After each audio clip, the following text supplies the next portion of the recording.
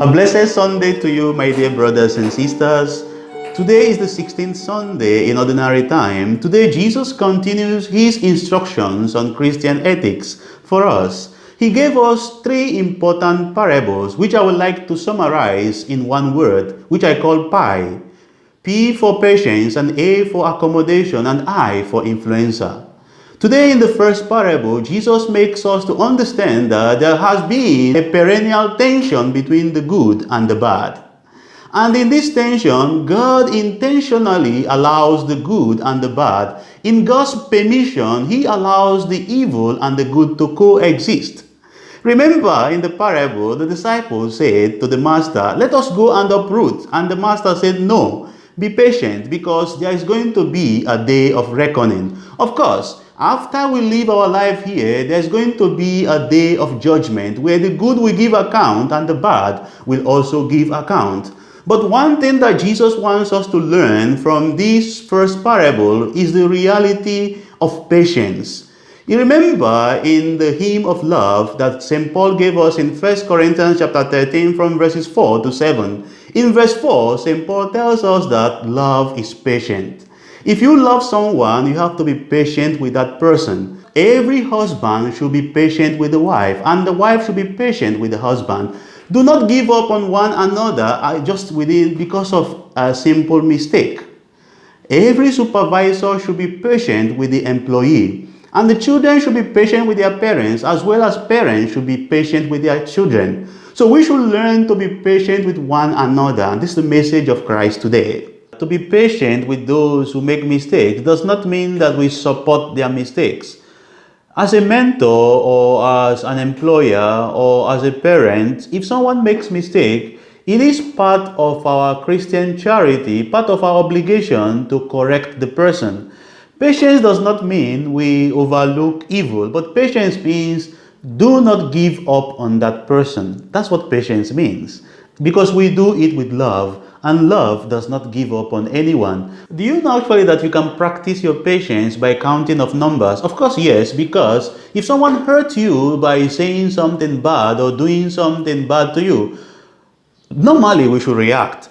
But if you want to control yourself, you can actually count numbers. If the person who hurt you is younger than you, try to count 40 before you say anything. If the person who hurt you is your friend and maybe your age mate, try to count 50 before you say anything. If the person is a senior citizen, try to count 60 before you say anything. Pero if the person is your husband or your wife, try to count from number 1 until you count 1 million.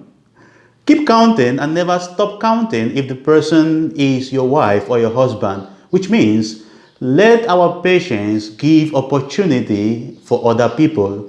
I want you to understand that it is very easy for us to lose our patience, because there are people whose actions are very, irritating. But before you lose your patience, remember that we all make mistakes, and God has not lost His patience on us yet. So let this be a reminder that whenever someone, maybe your kasambahay or your friend disappoints you or, hurts you, before you lose your patience, remember that God has not lost His patience on your own mistakes.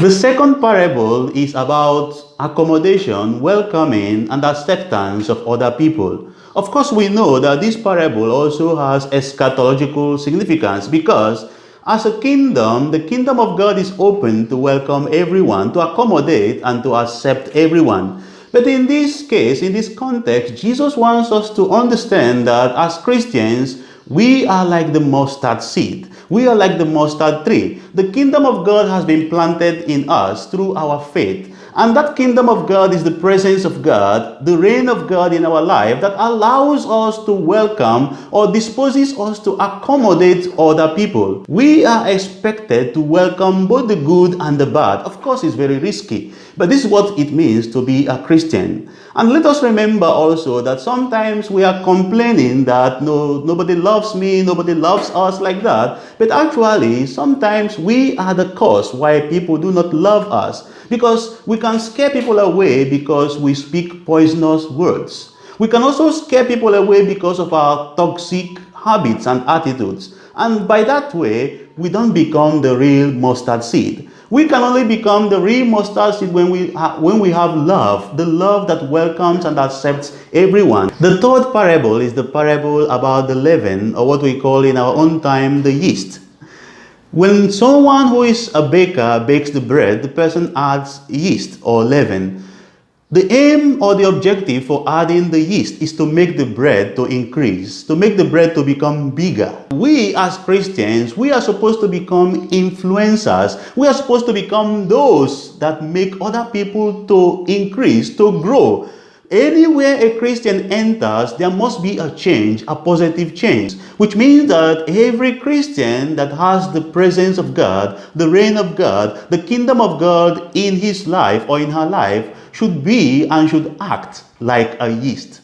We should make other people to increase. We should be ready and disposed to mingle, because if we cannot mingle, we cannot change someone from afar. We can only change people when we mingle with them, when we get to know them. So you don't change people by labeling them or by giving them names, but you change people by becoming closer to them. And that's how the yeast works. The yeast does not work on its own. Rather, the yeast works when it is mixed with the flour. So, before I say anything, before I do anything, let me ask myself one question. Will it bring a promotion of a spirituality, or a promotion of happiness, or a promotion of welfare or well-being of another person? If not, I should not say such things, or I should not do such things. Let us remember that we are all blessed to bless.